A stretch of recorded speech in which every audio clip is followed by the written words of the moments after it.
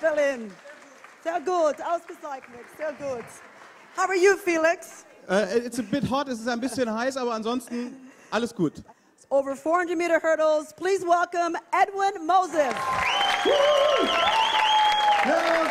Edwin, it is an honor to have you here with us in Berlin, in a city that I know is very dear to your heart. Thank you. I used to love coming to Berlin, and I ran a lot of good races here. Very good races here in Berlin. I think the track is outstanding.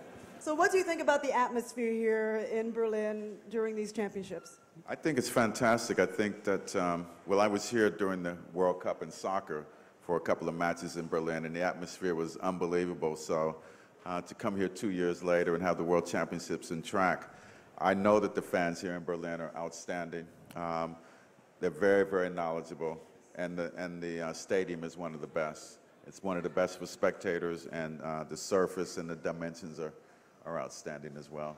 Edwin? Now here today our focus is about kids, and of course Robson and Letitia have done a lot of their work with youth. What are your messages to youth? And we had this young guy in this race today. Well, I come from a country where kids have a lot of opportunities to play sports in school, and so many of the kids believe that they're going to be a professional athlete, and they don't study.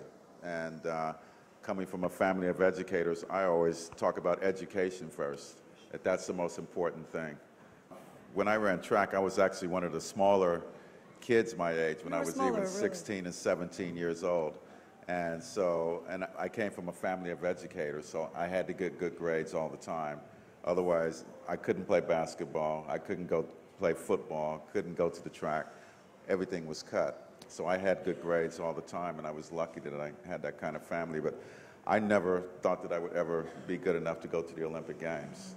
And it's just something that I stayed in track and field longer than people that were a lot better than me.